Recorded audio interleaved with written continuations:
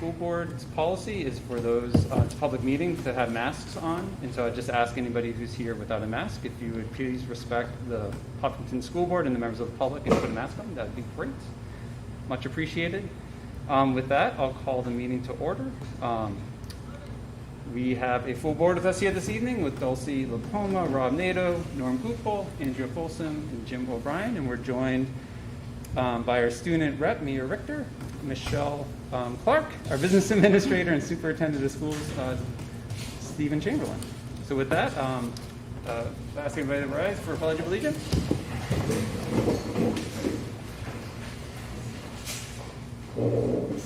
I pledge allegiance to the flag of the United States of America and to the republic for which it stands, one nation, under God, indivisible, with liberty and justice for all.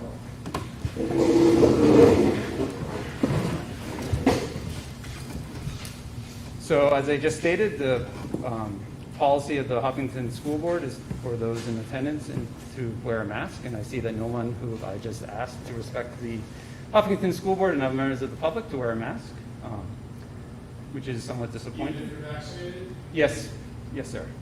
Appreciate that. So I'd just like to ask the Hopkinton School Board how you'd like to proceed. I'm okay moving forward. I couldn't hear you. I said I'm okay moving forward. You feel what? Moving forward, continuing with the meeting. Should I offer, do you want, are there masks in the entryway? I believe so. I can go see. You want me to go see? Yeah, that's okay. I'm okay with that, yeah. Just be spaced. Yeah. Yeah.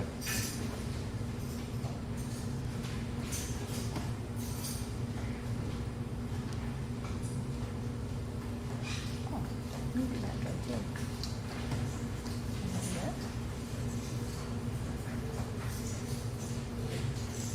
Thank you.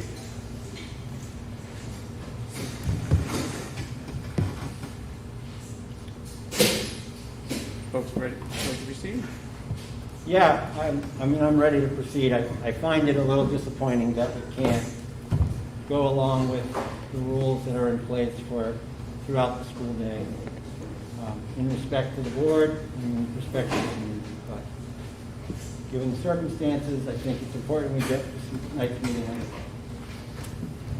We have a lot to unpack tonight, but a policy is a policy, and I appreciate some of the community members going outside to accommodate the policy. I wish there's everyone in the room, but I respect that we do have a lot to unpack here, and I hope for a respectful meeting throughout the process of tonight, from our community and from us to them. Let's continue. All right. Are there any additions or deletions from the agenda tonight, Steve? There is a revised agenda in the packet, just accepting 2 donations from the PTA, $700 for the 6th grade send-off and then $2,000 for work on the garden. There's also a last-minute change on one of the action items. If you could change August 1st to July 31st for Donna Bernardis, effective resignation, that would be great. And just throughout the last day or so, there was an addition to the efficiency nomination. If you caught it, George Sable for permanent sub. And also, we're fund balance version 3, if you're keeping score on that work. So those are all the revisions to the packet. All right. Any correspondence this evening? There were correspondence provided for the board in the packet. All right. And we have 3 sets of minutes to approve this evening. And so I'd look for a motion from the Hopkinton School Board to recommend the approval of the minutes of the public hearing held on June 3rd, 2021. So moved. Second. Any discussion on those? Seeing none. All those in favor? Aye. Anybody opposed? All right. Is there a motion for the Hopkinton School Board to approve the minutes of the regular school board meeting held on June 3rd, 2021? So moved. Second. Any discussion? My only discussion is it was the 4th grade, not the 1st grade. That's all. Yeah. Thank you. That's just proof that I read the minutes. Good job. Thank you. We'll approve as amended, so thank you. Thank you. Any other edits, deletions? All right. All those in favor? Aye. Anybody opposed? And finally, is there a motion for the Hopkinton School Board to approve the minutes of the non-public session on June 3rd, 2021? So moved. Second. Any discussion on those? All right. All those in favor? Aye. Anybody opposed? Ayes have it. All right, so we are at public comments, excuse me. I almost skipped over that. So public comments, Steve, was there any public comments in the folder this evening? There was none submitted through email prior to 5 o'clock. All right.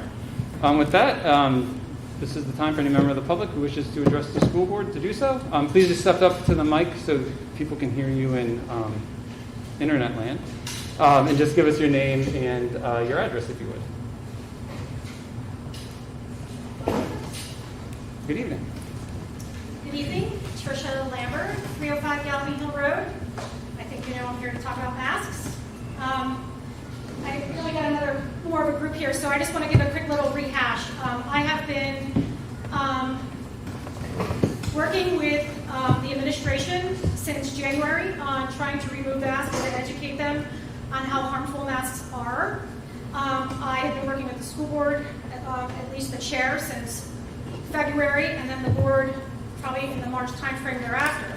I provided plenty of documentation on masks and the negativity of them, and the fact that this is for a virus that is 99.986 survivable in New Hampshire.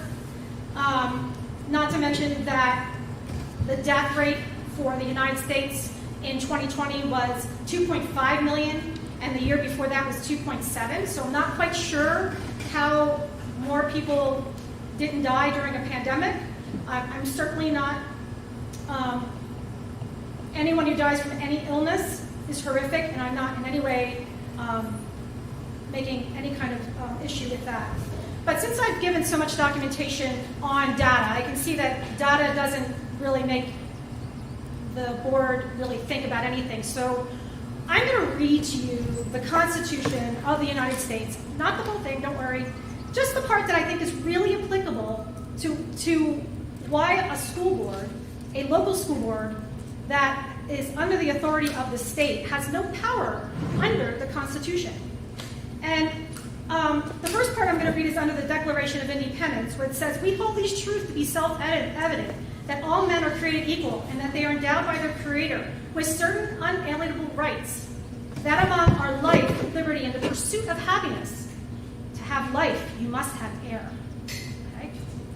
That to secure these rights, governments are instituted among men, deriving their just powers from the consent of the governed.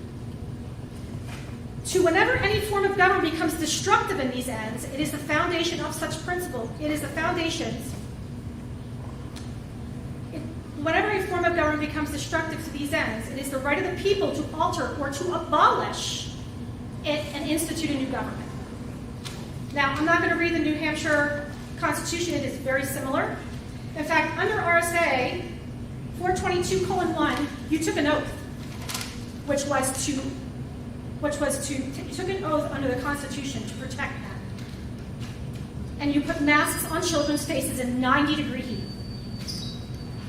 How many people got sick? How many people went home? I know you're not going to answer me, but I'm just saying is that what you did has already been done. The deed has been done. Children were harmed.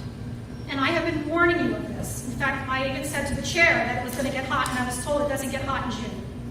Well, it got hot in May. People were harmed.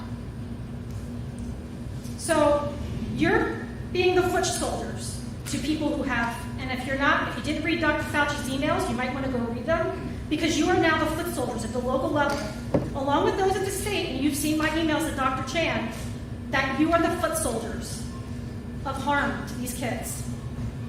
There's no liberty or life here. There's no liberty or life. There's no breath. There's no air. How do you not have air? And go to school. I'm a pilot. I know what air means. You cannot think cognitively. You're supposed to educate. You can't educate if you don't have air. Thank you. Thank you. Other comments? Come on up. Good evening. My name is Camille McNamee, 392 Sugar Hill Road. I sent an email to the board and Mr. Chamberlain, and it was going to be filed in correspondence. I have a second grader that came out of the school ripped her mask off, had a complete meltdown because she has a disability, took her clothes off in the car, and said, you can tell whoever you need to out of quitting school. She said it's too hot. So my solution was I got no response really of my satisfaction. So on Tuesday and Wednesday, I dismissed the girls an hour early. 1 hour early made a big difference to those little girls. Just 1 hour. Now you can cancel school for snow and stuff. You couldn't have canceled, had an early dismissal for 1 hour. I'm not used to handling kids with disabilities. This is my first grandchild that I'm taking care of. It took me over an hour to calm her down. And I can't say enough about the staff at Harold Mountain. Because it worked very hard to get her guidance and get her the school help she needs. To have the year almost thrown away, and she wasn't going to go back because she quit. And when she said she quit, she quit. And that is a 7 year. Okay, the mask. Every place we go now, you don't need the mask on. The shots. Okay, my doctor won't let me take the shots because of my health. So is it going to kill everybody to either dismiss, have a thing they can get out an hour early, or put air conditioning in? I saw they had portable air conditioners. Do I buy one and send it in with my child so she can have it at her desk? I don't know. And I'm appalled that there's not more people here, because on the website, where everybody's giving their feedback and they're complaining about the board, they're complaining about the school, if I send a letter, I'm going to come and back it up. I'm just appalled. Nobody here. There was nobody at the Queen's meeting last night. 3 people, one from the board here, one from the planning board, and myself. So, I mean, if these people are going to bitch, they need to get here so we can see them and so they can bitch. That's all I have to say. Thank you. It would be helpful not to applaud. I appreciate that. Thanks. Yes, sir. Good afternoon. My name is Paul Louis, 512 Pine Street. I'm here to just discuss how I have a 6-year-old kindergartner, and during the hot weather week that we had, he came home a few times. He said, "Dad, I could almost faint in school." You know, I'm not here to bash the school board or bash anybody, but I am here to say that I got COVID. I didn't know I had COVID. I just wasn't sick enough to notice until I got tested. At the same time, I wear a mask 9 hours a day at work. So I see that they do me good. I'm not passing masks, not passing policy. I'm just here to say that as a community, we look up to you guys, the school board and the town board, to protect the town and make rules. But at some point, we need to have some common sense. That when it was hot, maybe we could have canceled school. Maybe let the kids not wear the mask. Because my son was not, he loves school. He didn't say he wasn't going back to school, but at Dad, it was just too hot. It's like I felt like I was going to faint. And with the town board, you know, easing up on the mask mandate, I should ask the school board to discuss, look at it. I'm not going to make it a political statement. I'm not going to ask you, are you doing this politically? No, I'm not going to say that I'm right and you're wrong. I'm just saying that at some point, we need to have some common sense. And, you know, I know we all have rules to follow. At some point, sometimes bending the rule or easing up on the rule will help a lot of people, and I guarantee you, will save you a lot of headache from people bitching and complaining, online about what you guys aren't doing or are doing. So, just asking the board that to consider, you know, with things easing up, everybody's running around at work now with no mask. I still have to wear mine just for half of it, but I don't have to wear one.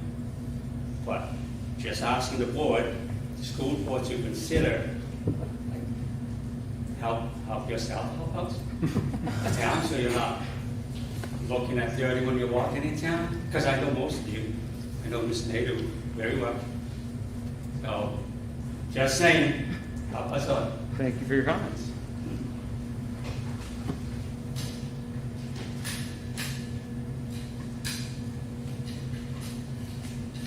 Good evening. Hi, Darlene Gilmore, of course, from Hopkinton. I want to first express my extreme disappointment at having my mic cut at the school board meeting that I called into. Rude. Unacceptable and rude. I told you I had a disability. I had 2 strokes.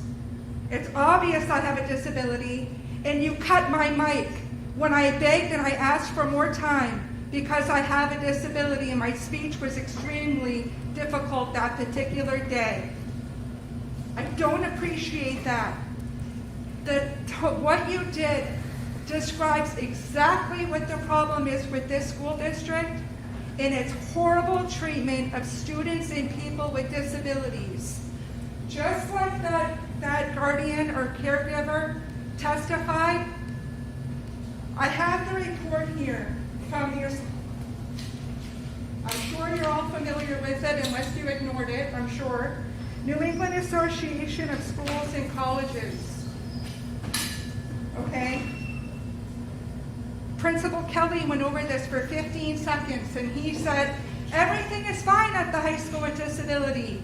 So we're going to reject the recommendations that are in the report. We're going to focus all the time in the district of building and spending money, okay?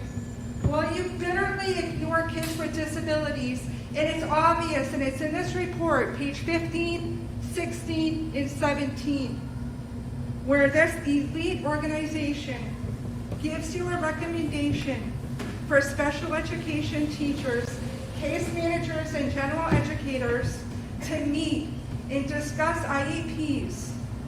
Collaborate for these kids that are struggling so much. In fact, they're struggling so that when you look at the results of state testing for kids with disabilities and also for kids on the free and reduced school lunch program, they're in the 8th percentile. 8th percentile, kids with disabilities in one of the top 5 districts in New Hampshire. And this elite organization is telling you, screw the mask, okay? I've already had COVID, and I have antibodies, so I support the people here that don't wear masks, okay? Maybe they've had a vaccine, but this is why the governor has dismissed his emergency order, okay? So I'm going to lift mine and take mine off, because I'm totally immune to it. Now, I'm pretty irate, and I'm pretty pissed off from getting my mic cut and from being treated like a piece of shit for having a disability. Darlene. Okay. Darlene, freedom of speech, okay? Darlene. I'm going to finish because you're going to take my 3 minutes and try to, and you can't cut my mic. Actually, I'm not trying to cut, Darlene. I'm not trying to cut your mic. I'm trying to ask you to be respectful to those around you. Okay, enough. Darlene. No more interrupting. Darlene, enough. you have 2 more minutes. And then Then stop interrupting because you're cutting into my time. Darlene. Now, if you go to the school website, okay, and go to the school board reports, you will see New England Association of Schools and Colleges. You'll see in black and white that the district outright rejects the recommendations to protect kids with disabilities at the high school. My kid had to leave the high school and go to a charter school because the district rejects recommendations and the district flatly rejects helping kids with IEPs and disabilities. It ends now. I'm sick of it. Now, there's something called the Universal Designs for Learning. Going through this report, it says in black and white, there are many staff members that don't even know what it is and they're not even trained in it. Get the training. Universal Design for Learning. Look at the report, and you can see in black and white. Why isn't the staff trained? What's the problem? Okay, like I said before, there's more interest and energy paid to buildings and wasting money than to our most vulnerable students. Okay, like my kid, like my daughter, who can't even come to this high school because the high school can't accommodate her disability. So what's the district going to do? They're going to pay $30,000, $40,000 a year for out-of-district placements instead of listening to professional associations telling you all to get your act together. Darlene, can I ask you to wrap it up, please? Now, there's a new epidemic of children's mental health in crisis that I talked about to this very same board before, and Andrea was nice enough to be at that same meeting. Before COVID, I begged the district to hire a counselor. What do? They dump money into a school building when kids are being suicidal. And there's 32 kids being held in the emergency rooms right now. Do you think Hopkinton teens are immune? No. They're suffering. Their mental health is at crisis level. Your kid's not immune. None of your kids are immune. You think so? They're not. You need to get your act together and hire a professional social worker that is recommended in this report. What do you say in this report? Darlene, can you wrap it up, please? Jim, if you interrupt me one more time, I swear to God, I'm going to blast this on social media. So can I ask the board if we would adjourn for the time being? So with that, What the board's going to I'm adjourn? Second. What I'm asking you to do is to help the kids. Do you see